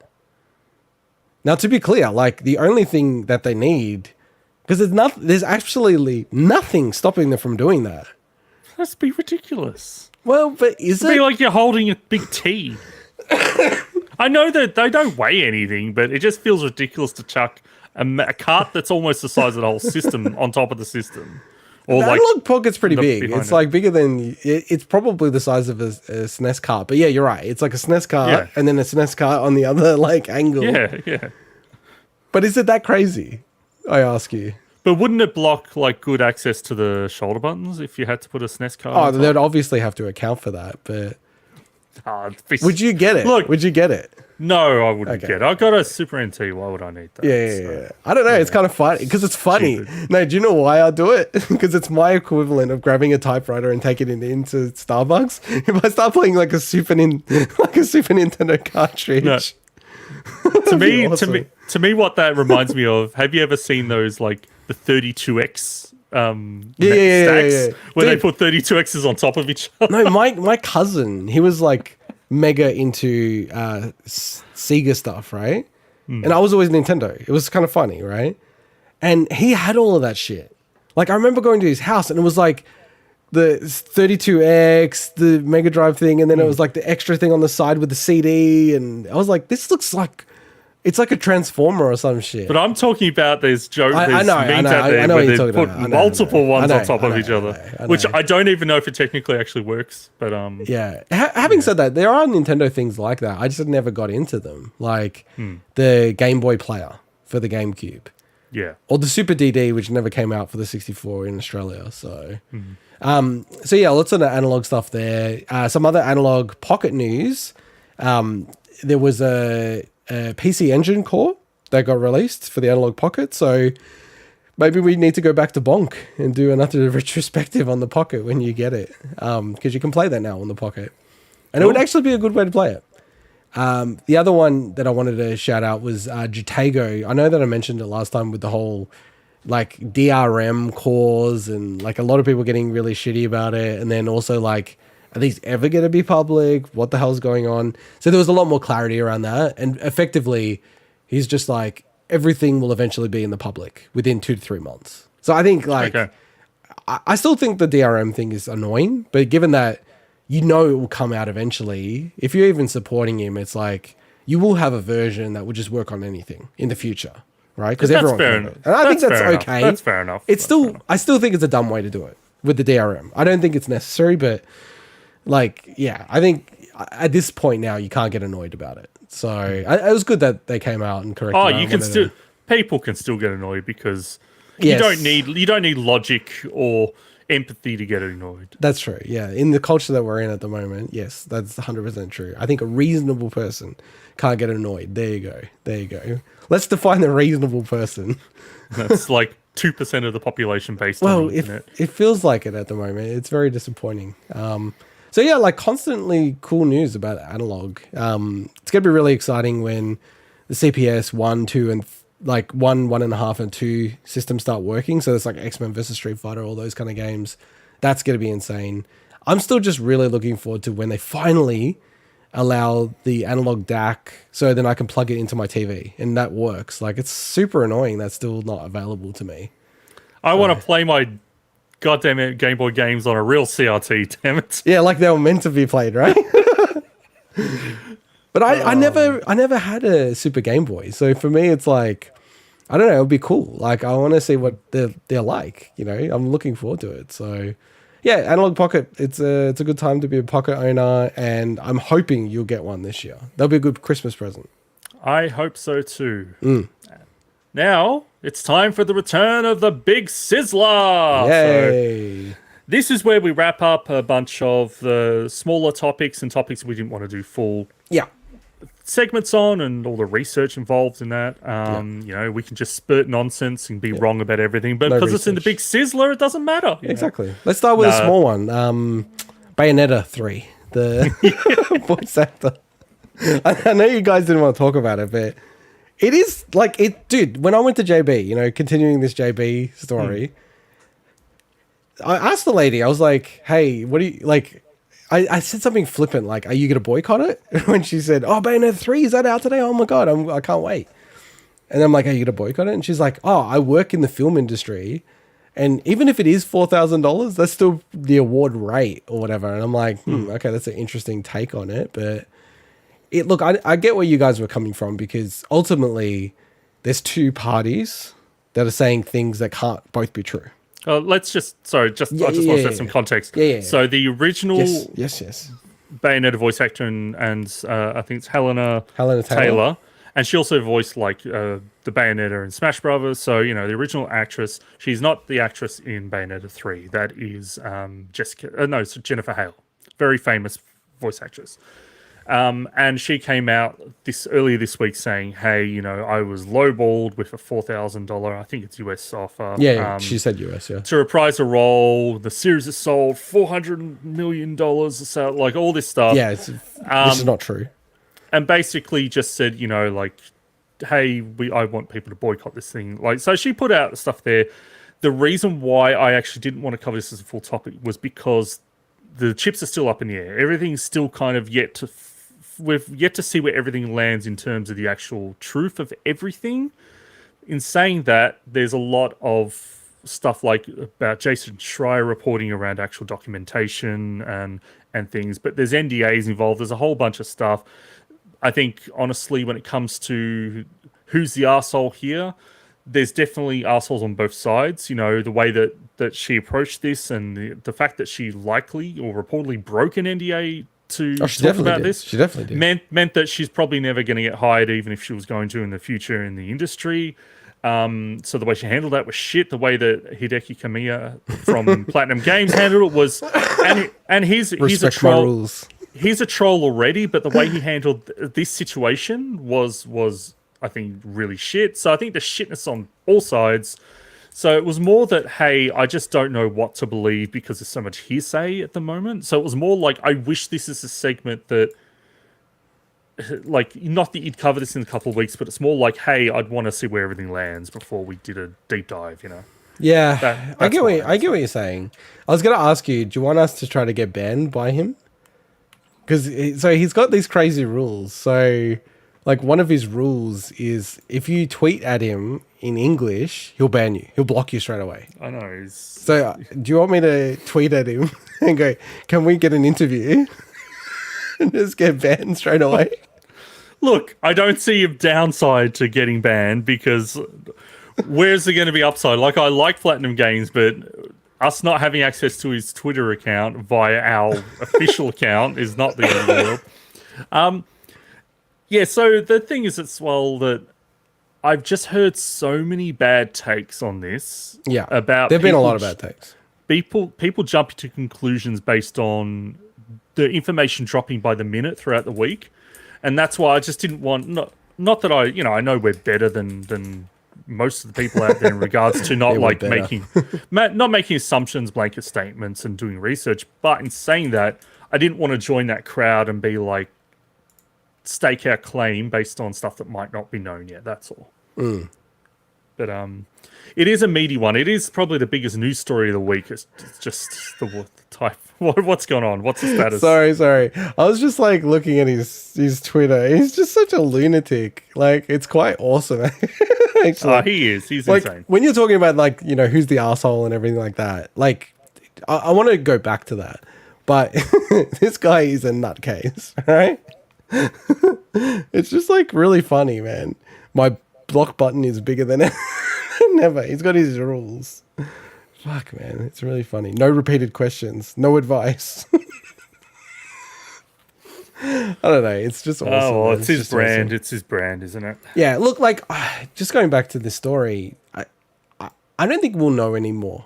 I think it's done. Right. That's my perspective. I think based on the facts that we know, right. Like Jason Schreier, you know, I don't love the guy, but it's not just him. It's actually VGC as well, independently verified the story. Now, at what point do we either believe that they're a good journalist or not, right? I think someone like him, overall, you kind of have to trust at least the information that he's been presented is true, right? And I'll just say, sorry, some of the claims made by Platinum Games that were corroborated by these reports was that she was not offered just $4,000. Yes. It was actually like multiple sessions that added up somewhere in the range of like in closer to like 15,000, like based on the, you know, all the different sessions and stuff. So there's kind of like they're disputing that fact. So. Yeah, like the TLDR is like in the Schreier article, which again was corroborated by other articles with their own sources, right? And this is why I think it's more closer to the truth. That, yeah, like you said, 4 to 5 sessions, each session being 4,000. Then she came back saying, no, I want 6-figure and residuals. Now, do I believe that she asked for residuals? 100% I believe that, right? That's just a belief. And I mean, that's what the article says, and it's got like, you know, people corroborating it. Then they went in a different direction, and they did still engage her and said, final offer, we'll give you 1 session, and we'll do like a cameo with the original Bayo, and that'll be $4,000. And she rejected that. I don't know, man. I feel like that, like the Schreier article and how it's all laid out, it kind of makes sense as well. It's too convenient to be not true in a way, right?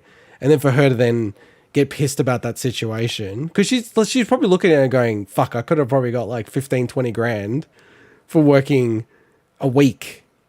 Because these sessions are like 4-hour sessions or something, dude. So it's like a week's worth of work, and you get like, I don't know. It can be hard work, though. It can be hard work. Yeah, okay, but dude, I think we're in La La Land if people don't look at that and go, that's a pretty good quid for the amount of hours you're doing and the work you're putting in. I know. I think people have also think it's like the most luxurious, easy work possible. Oh, no, like, I'm not saying that. Man, the strain that the voice actors sometimes go through in those sessions is nuts. Yeah, and it's a real skill. It's a real skill because I listen to a lot of audiobooks because that, you know, the only way I can fit in reading, quote unquote. And a lot of the times now it's authors doing it themselves. That's the new trend, right? But in a way it's kind of bad because you can tell how bad they are at voice acting because they'll come in and it's like the tone of their voice is different, their style, how close they are to the mic, far away, all that stuff, right? And it's like you're listening to the sentence and then like a totally different style comes in and, you know, I'm very musical, so I pick up on those things really quickly, right? So there is a real skill here, but I look, her calling for a boycott because she felt like it wasn't enough money and everything like that, I just gotta say, that's like an arsehole move, man. Like, there's so many people who have worked on this game. I feel like there's other ways you could approach that. In terms of 100%. like leaking it to the media or something like that, right? But then, you know, it kind of goes into the motivation. It's like, okay, she leaks it to the media. Then like someone like a Jason Schreier goes, okay, I'm going to check this out. And then he finds out, oh no, wait, 4 or 5 sessions, 4,000 each. Okay, that's above award. That's above the actors, like the guild rate. So what's the story, you know? I don't know, man. Like, overall, I think it's such a shitty thing for her to come out and like ask people to boycott it. It's really like, man, like if the game is, can the game get a really fair rap at this point? I wonder.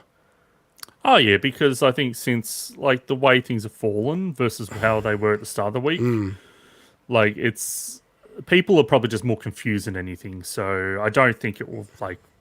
It's already not a game that was going to set the absolute world on fire in terms of sales. I don't think it's going to have a huge impact, especially considering, like, a lot of people heard about it, but I mean, a lot of people just buying it because they saw it at the shop, you know. Oh, and it's got a poster. Oh, Bayonetta 3's out, you know. Well, it's like a cult game, man. Like, when she was saying, because, like, the thing is that you look at what she actually said, there's literally, like, things that are not true. I'm not saying they're lies, but it's just not true what she said.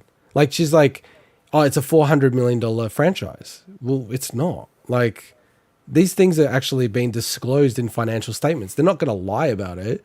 Bayonetta 2 sold 1 million copies. That's not a $400 million franchise. Sorry. There's 2 games, right? So, I just think it's going to affect the game's Metacritic score in some way. I'm not even sure if it's positive or negative. I just can't imagine someone's reviewing it and they're not going to somehow seep into their head, you know, in one way or the other. So, Yeah, but I'm getting this game. I'm gonna like dive into it. So I'm not boycotting it. I'm not doing a mic. So Of course you wouldn't. You love Nintendo too much. no, but like, can I just say, I think people are overreacting to this whole like, voice actors need to get paid better. Because it's like, sure, maybe, but it's kind of capitalism, man. I don't want to turn into Ben Shapiro here, but like, Can you not mention his name? Sure, we get flagged. we're not going to get flagged. Yeah. Flagged by me, maybe. All right, I want to talk about some stuff. Yeah. So Other short topics. really cool. Yeah, well, these will be short. So really cool Kickstarter this week for a game that is basically a new, like basically just a love letter to F-Zero X, which is called Aero GPX. So it's from a sole developer named Aaron McDevitt. So Kickstarter launched this week. I think it looks really cool. It looks exactly like F-Zero X. Like it's got the big cylinder levels and like it's exactly what I want Nintendo to do. Damn it! But obviously. Now, it's not the only indie or smaller budget F-Zero like game, but this one is the one that looks like it's almost exact. Looks like a rip-off, but a modern Even the rip-off. name, I love the name.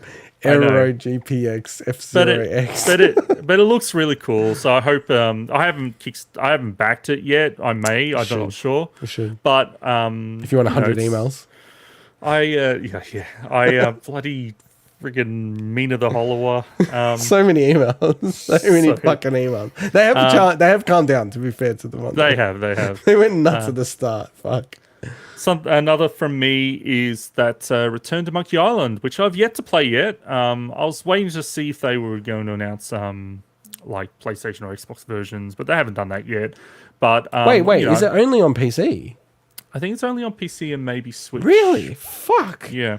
I'm actually shocked. No, because it was a Switch console exclusive. Oh, I didn't realize that. Yeah. I was totally in the dark. I thought it was Microsoft, to be honest. I feel like they have so many fingers and so many pies. But Switch console exclusive. I don't know if they've announced other consoles, but so I'm just waiting to see where that lands. But it's the story is it's actually already the fastest selling game in the series, which when you consider the last game was a while back and the fact that, like you got the Switch user base and store base is massive. Like quadrillion times bigger. Yeah. But it's still a cool news for a game that, had a bit of a rough ride towards the end there. But, and people complaining about the art style. So the fact that it's like the best selling in the entry, the fastest selling. And it's reviewed really well. So I'm looking forward to trying it out.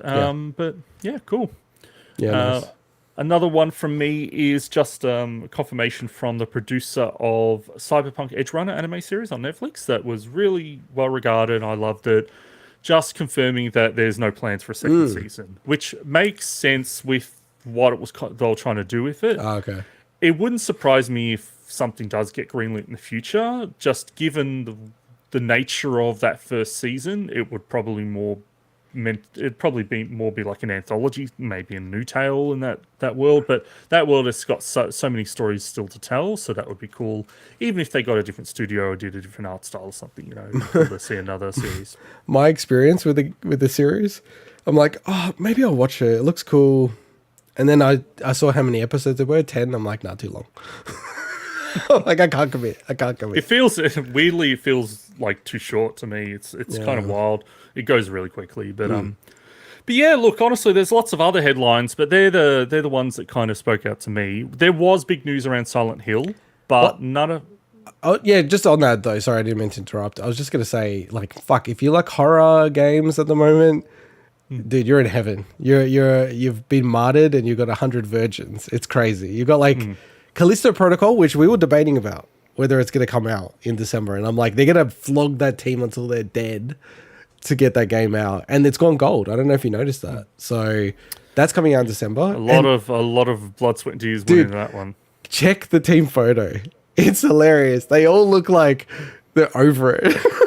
They're like they genuinely don't look that happy. It's quite crazy. I was like, I wanted to almost like pick out these people individually and go, oh my god, look at these poor souls. They're so exhausted. So I just want to mention there's a bunch of new Silent Hill games, which, is crazy. 3 new Silent Hill games, but none of us. Oh yeah, they're just like kill me. Wait. Sorry, look at these guys. Look at these guys over here. Look at that guy. Just like F off. Oh, It's so man. over it. This guy's over it. It's so awesome. It's like, it's amazing. Oh, but hopefully it's a good game. Okay, Silent Hill, just quickly Yeah. about this up. The reason we're not talking about it is because us two aren't huge fans of the series. Mike likes the series, but I knew he wasn't going to be on the show. Yeah. Otherwise, I probably would have maybe added a segment. But it is a bit shitty that the Silent Hill 2 remake is a 1 year exclusive for PS5. That's a bit shit. Nah, I love PS5. Fuck Xbox. Oh man, I hate Series any S, it's holding it back. I hate any kind of third-party exclusivity. It's just shit, I think. So Yeah, well, let's destroy Game Pass. I agree. yeah, but that's what I'm saying. Like that third party. I'm not talking about stuff that's owned by Oh, no, just platform holders. No, they just buy everything, so then it's not third party. What a I know, convenient way to do it. But that's there's people that were playing the original Silent Hill 2 on the original Xbox. Yeah. You know, there's fans of that series, and the later games came out as well. And I just think it's just shit. And we saw that with Final Fantasy 7 and remake Continuing. and 16, and it's just like, man, it doesn't. I know that it's not a new thing, right? Especially for Japanese games, but it's just for games that have historically been multi-platform. It's just shit, man. It's just shit. No, look, like, what reason would I have to want anything to be exclusive? To be honest, right? Like anything at all. I've got nothing, right? I understand why it happens, but there's no benefit for me or anyone if it's exclusive. But I actually, because like it's Bloober Team, right? Who are making Silent Hill 2 remake. Yeah. I really do not like the medium. Like, but that's actually, it was more like the story, and I didn't mind the setting too much, but just the way it was playing out, I was like, man, this game is like stupid, right? For me personally. But I do wonder if they would be okay at making Silent Hill 2 remake. You can have a studio that maybe, it sounds harsh, but maybe they don't have the chops to make a cohesive package, but if they've got something to work from, can actually make something that's awesome. So the thing is that the medium, a lot of people didn't like it. Some people thought it was alright. Yeah, some people liked it a lot. I never played it, so I can't judge it. But they've made games that people do like. Observer was really well received. The Layers of Fear games are for some people. It's not my kind of thing. I find that the media is just absolutely, or not media, sorry, the general gaming community and a lot of the more I guess vocal voices in it are just absolutely just heaping on them, and I feel it's a bit shit. It's like, okay, you didn't like the medium. Doesn't mean they can't potentially make a decent game. It's totally different thing. It's totally different thing because you've got a base to work from, right? Like, so it's totally different. I'm actually very open to it. Like I haven't played any of the Silent Hill games, and it sounds sacrilegious, but I don't know. I'll wait till this game comes out. If it's good, I'll probably get it and try it, and that's the way I'll get into the series. So goddamn, I prefer them bloody working on it than Konami doing anything in-house. True. And I don't know if they did they may not have done this in-house, but the absolutely horrible disaster that was the HD collection. It was one of the worst HD remasters in history. HD. But yeah, anyway. But look, I think that's all from me this week into these stories. But on that theme though, like Resident Evil, they had their showcase as well. Like I'm kind of, it sounds stupid because I've just started playing Resident Evil 4 VR, which is such a weird way to be the first way to play it. But I'm kind of interested in this Resident Evil 4 remake. It looks pretty cool, man. And then the VR mode for Resident Evil Village. I don't know, man. I might try to get into some of these games. I do get very scared playing them though. Like I don't know how people just play these games. Like I feel like they're emotionally disconnected or something. Well, considering we may have something, we may plan something for the Halloween special next week. Yeah. Maybe that's a chance for us to delve into some of the stuff that we don't normally play. I should go back to Resident Evil 4. I'm already going to be playing some games that are in that line of genre. So okay. If you're going to do that, what's that game that was like, it's like a card game, horror game. Insomniac? Inscription. Can you get that for cheap? Is that super expensive? I don't know, but I mean, look, I can't say much about Inscription. I know everything about that game. But that's like a horror game, right? It has some elements you could consider spooky. Is it okay? I'll ask a simpler question. Does it classify in your mind to our Halloween theme game? It's Halloween adjacent, I think. Halloween adjacent. Fuck me. You could. All right, I'll say this based on the way the game presents itself. Yeah. Just like Pony Island did from the same developer. Are you almost giving it away from me? Okay. No, I'm just saying that based on the way they present the game in its marketing and everything, Yeah. you could definitely look at that as a scary game. Okay. Although it's a card game, but Yeah. Okay. Well, you kind of ruined it for me. I was going to play that, but now you've put the mock on it. Oh no, I've ruined what's potentially one of the best games of last year, according to a lot of people. Hey, but the other one was like Spider-Man 2 coming out next year. Man, Insomniac, they pump out games. They fucking pump out games, man. There's 3 bloody headlines in here relating to Insomniac, which is wild. Well, yeah, Miles Morales coming on PC. That's pretty simple, right? No, it's just a release date, that's all. Yeah. But The other one that I don't believe, though, which is Microsoft saying that Wolverine's coming out next year. That's just Microsoft trying to dress up something to make it sound like they've got so many exclusives coming out next year. yeah, I know. It's just Microsoft claim. I found that to be an interesting news story because we don't usually hear these companies talking about unreleased games in the pipeline for the other publishers. I agree. That was weird. There was a few things that got disclosed. Like the other one was that I thought was really interesting that they're saying Call of Duty won't come out on Game Pass for years. And I was kind of annoyed about that, actually, to be honest, because I don't know if I'll keep doing Game Pass. Maybe if they do the whole Game Pass family thing, if we all get it together. But I was kind of a bit like, Call of Duty, if it was on Game Pass, I'd definitely play it. Like, definitely play it. I don't want to buy it for like 80, 90, or like 100 and something Australian dollars, right? Oh yeah, Modern Warfare 2 came out this week. Only like one of the biggest games of the year. Wait, did it come out? Yeah, there's people playing it, but they No, may have it had early didn't come access. out. It didn't come out. Well, there's people playing it, so there's some people that probably pre-ordered that got early access to it. Yeah. So, so it's to me in that sense, yeah, it's bloody out. Well, the multiplayer's not out, and that's the big thing of it. It's coming out next week. But I on mean, the there's it's coming out on the same day as Bayonetta 3. I'm just saying, there's people playing it now. So to Yeah, me, it's bloody if out. you pre-order it, you can play the campaign now. Yeah. But I don't think that's out. If you go to Wikipedia, it's going to say the 28th, dude. Same shit. People It's not. playing it. But yeah, like what I was trying to say is, if they're on Game Pass, I play it on PC. I'm like, I'll be playing them every year, right? I would, because it's like, I'm not buying it. They're really good. They're always like good. They're never bad. Well, some are bad, but mostly good, right? But now I'm like, oh wait, how many years is it going to be until they come out on Game Pass? Man, what kind of fucking contract is this goddamn Sony and Activision thing? It is like Sony's smart, man. Shit that's like 10 years into the future level stuff. They're smart. They're smart. That doesn't apply to like anything like Skyrim, Bethesda level stuff. It's only Call of Duty fucking level. Like my God. I have to say, like, Sony are really smart. Like, from a business point of view, it's super awesome what's happened, right? Sony's super smart. They're like, we don't like Game Pass, but we're the big platform. So we're going to leverage that and go, you have to agree with us that you're not going to put it on Game Pass. And they do it. But then I also like the business side. Microsoft, they're like, okay, how do we judo this shit? Okay, we'll just buy the biggest game publisher in the world, right? Like, and they keep on saying this lie. And I hear like a lot of people I respect in the industry say they'll never make it exclusive to Microsoft, Call of Duty. I don't believe that. I think that they will. Or at least like, yeah, maybe, I don't know. I'm actually like 50-50 on it to be honest. Because there is a very compelling thing of going, it's on Game Pass for free, or you can buy it for $120 Australian on PS5. And then all of a sudden you're like, wait a second, that's like a year of Game Pass. And this game comes out every year. So that's very powerful and strong, obviously.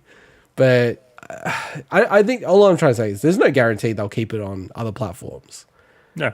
There's absolutely no guarantee. I think it's nuts when people think there is a guarantee. There's absolutely not. I'm just wondering, is there someone at Microsoft and working, I know that technically the acquisition hasn't passed yet, but are they planning what kind of loophole can we make Black Ops into its own IP, that is not technically part of the Call of Duty IP, They and could do that.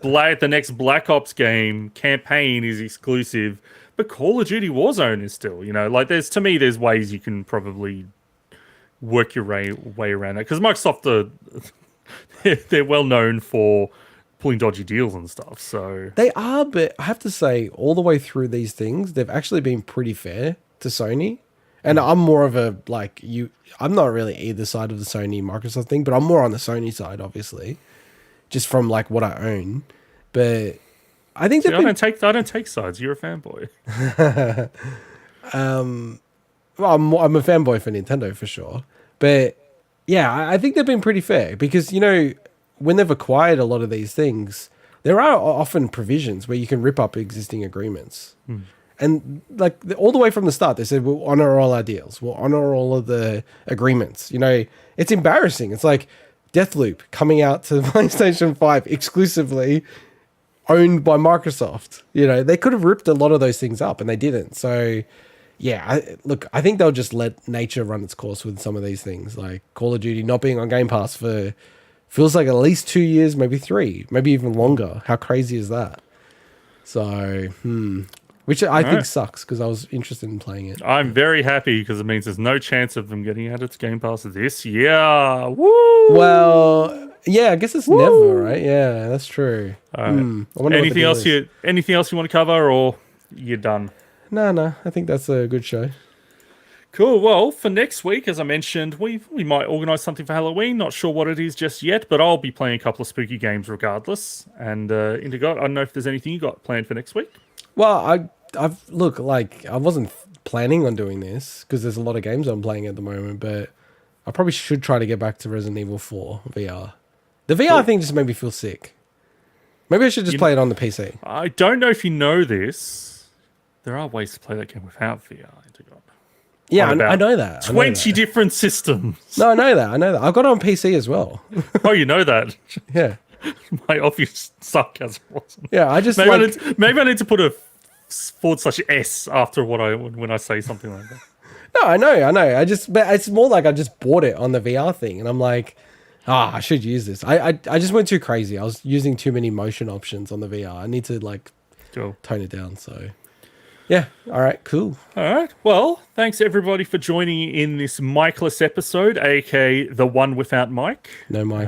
The only episode that doesn't have mic on it. There's been no other episodes. So that's what I dubbed this episode. Thank you very much, and toodaloo till next time. Bye-bye.